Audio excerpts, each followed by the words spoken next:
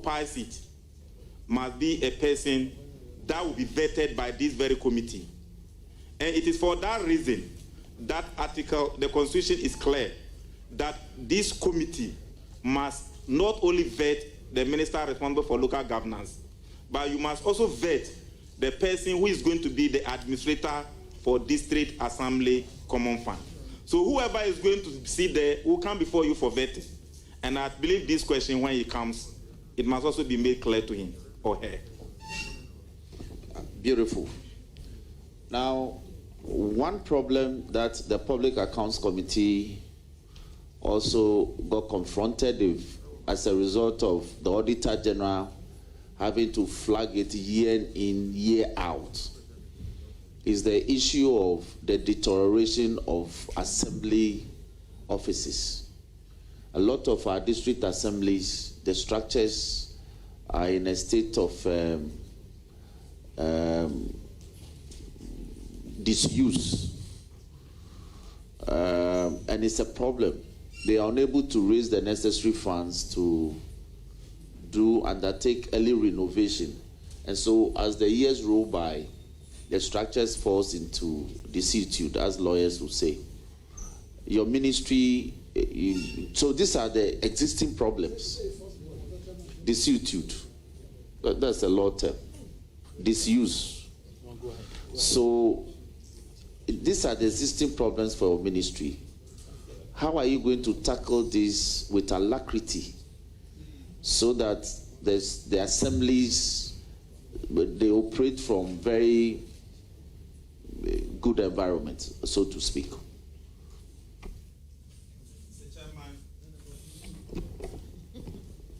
as a matter of fact, there is going to be a radical shift of mindset at the various MMDAs, no matter the cost. I can build a whole district. You cannot be given one building and you say that within that district jurisdiction, they cannot maintain that one house. I totally disagree.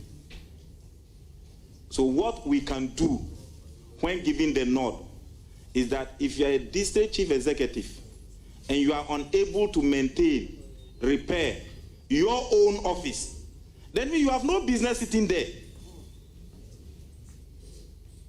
That is a fact. 2, DCEs are not protocol officers. They are local economic development agents. You cannot be sitting there waiting for Accra to bring you money. That will also be tackled. That is why I said we are going to form a common platform where all the former ministers for local governance, former chief directors responsible for local, they are all going to be consulted. When it comes to local governance, we have the Honorable Joseph Yelichre, the Honorable Ofosuampofo, the Honorable Oponfoso, the Honorable Matiaje Mensah-Kosa, the Honorable Damboche, Haji Alima. We have a number of former ministers for local governance. They all wanted to do something small, they couldn't complete it. In the same way, we have former chief directors. They all wanted to do something, they couldn't complete it. We will practice what we call administrative continuity. We'll bring all those people together in an informal way so that the nation will benefit from the opportunity that they were given when they were in office. There are little things that we can do, and I believe there will be a change. And there will be a very fruitful democratic dividends, so that DCEs will not just become protocol officers. They attend funerals, attend programs, attend workshops, and come and see they're waiting for Accra to bring them money. We'll move beyond that. Thank you. Brilliant. Now, there are some peculiar problems with some assemblies, and I'll cite my district to make the point. The problem is in demarcating the administrative jurisdictions for some of these assemblies. Some traditional areas are bifurcated into 2. So for instance, if you take the southern districts, Kwebe is my district capital, if you get to Kweve, half of Kweve lies in Afajato South, the town, and half constitutes the district capital for South Dine. One community, but divided into two, like the colonial masters did for us, and we're crying. But we have also done it to some traditional areas. So how are we going to tackle that? And let me add, if you go to the other side of South Dine, when we were under Pando, the Dedo was part of South Dine. But when South Dine was carved out of Pando as the district, somehow the Dedo now falls under the administrative jurisdiction of whole West, even though it's a Peki community. And the Peki people, my people, I'm their MP. We've submitted petitions, just like Kweve also did, for that to be corrected. It's taking forever. And I know that having gone around this country in our public accounts work, we've encountered this in several other areas. So how do we streamline this so that peculiar traditional areas fall within peculiar administrative jurisdictions of districts? Mr. Chairman, this is something we must give critical look at. Boundary dispute is real. I have visited a number of district assemblies in my 17 years or 16 or more in this parliament, and it is a time bomb. Ghana as a country used to play with boundary issues, and it was not until 2010 that, being a member in this house, when we had critical problem with Cote d'Ivoire, that we formed the Ghana Boundary Commission. And you know that is only responsible for international boundaries. But when it comes to the internal boundaries, there's a shortcoming in that regard. So when given the nod, it is an aspect that a critical look must be taken. Thank God we are bringing our distinguished and revered chiefs on board who are privy to these physical boundaries and barriers. So clearly, one, there will be a lot of consultations and some technical brains must be put together to make sure that we address that issue. The reason why it keeps on increasing and increasing is that we create some districts, we don't finish redrawing the district boundaries, geographical boundaries, then we create other ones. So we keep on compounding that problem.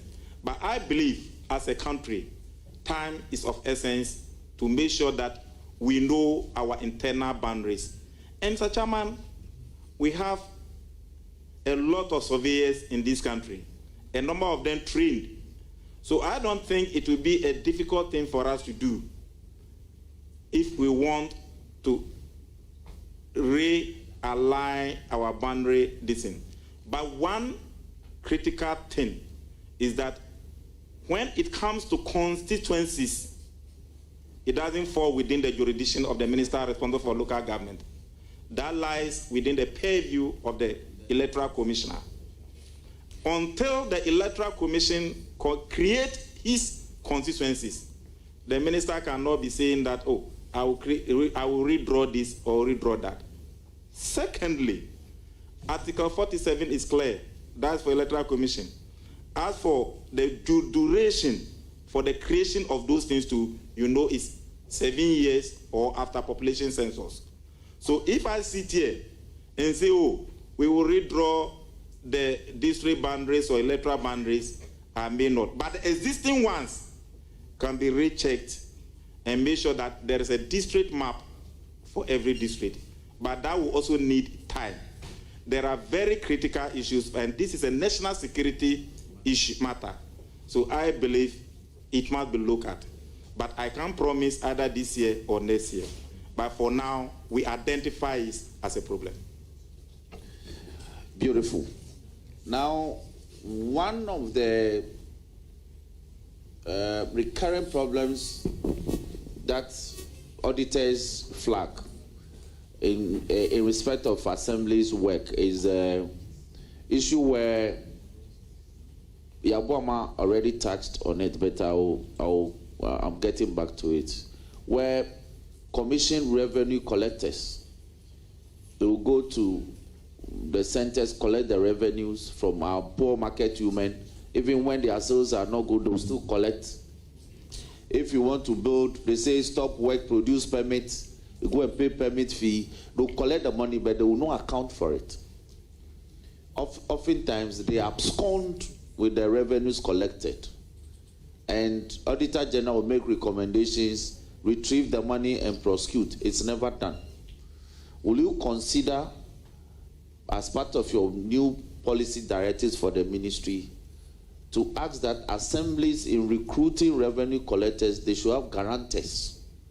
Somebody must guarantee before you are made to collect revenues on behalf of the assembly. So when the person absconds, there's somebody to be held responsible for.